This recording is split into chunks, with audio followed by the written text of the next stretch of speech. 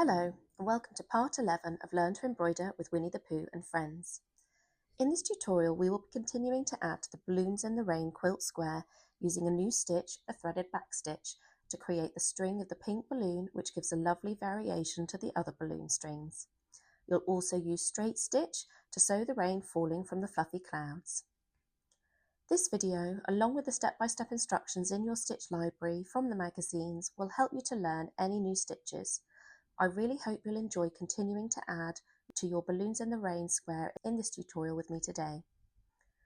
For today's stitches, we are going to need the following items: the Balloons in the Rain square, threads number 8, which is the white, 52, which is the bubblegum pink, and 218, which is the purple variation, and your embroidery needle, embroidery scissors, and embroidery hoop. To begin with, I will be using 3 strands of thread number 52, which is the bubblegum pink, to stitch the threaded back stitch. The threaded back stitch is a lovely decorative stitch and is an adaptation of the back stitch, and here we are using it to create the pink balloon string, which gives the square a great variety of stitches and texture. Step 1. To start the stitch, create a line of back stitches, making sure that your stitches are neat and even in length.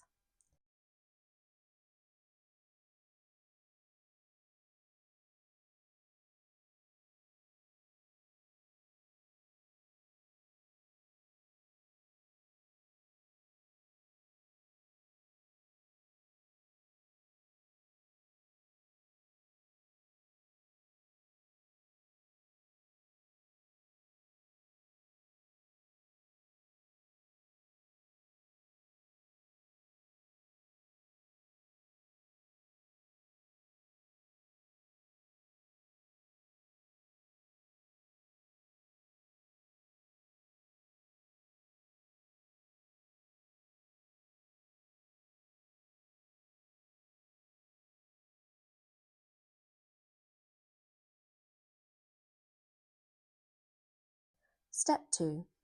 Then use a different coloured thread.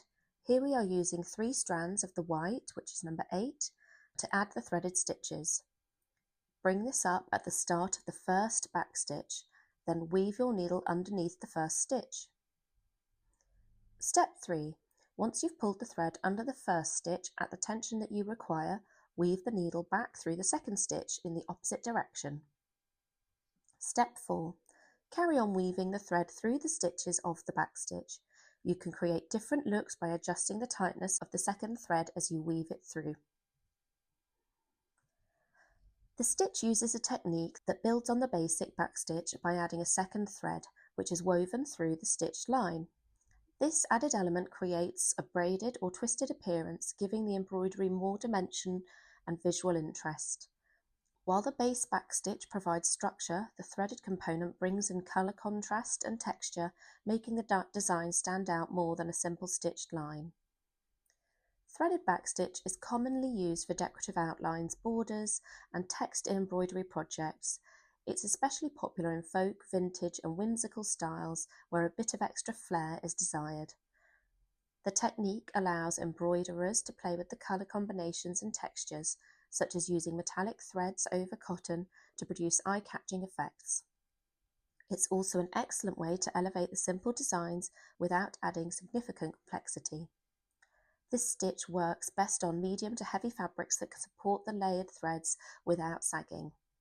It's a great choice when you want your embroidery to have a handcrafted, textured look that still feels clean and controlled.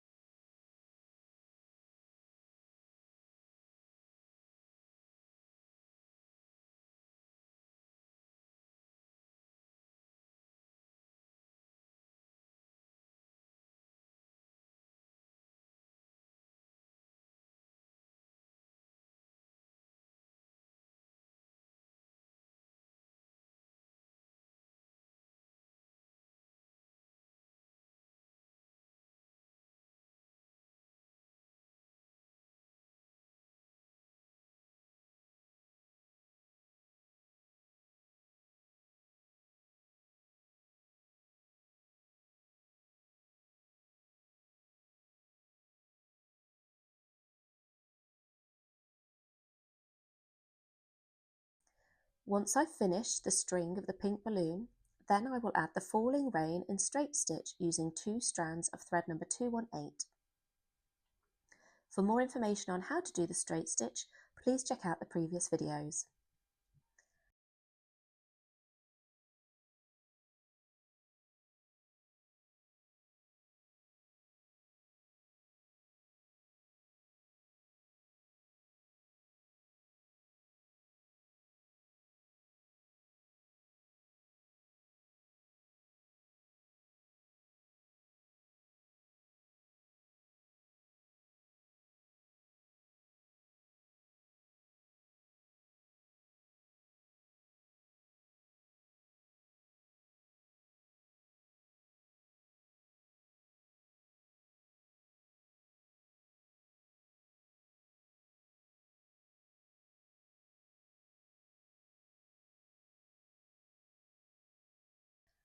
And to finish, form a knot on the back.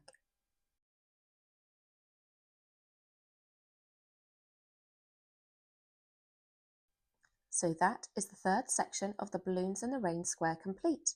I really hope you've enjoyed continuing to make your Winnie the Pooh quilt with me today, and I hope you'll join me for the next tutorial where you'll be adding the finishing touches to the balloons in the rain square using a crossed blanket and blanket stitches to add more applique for the red and green balloons.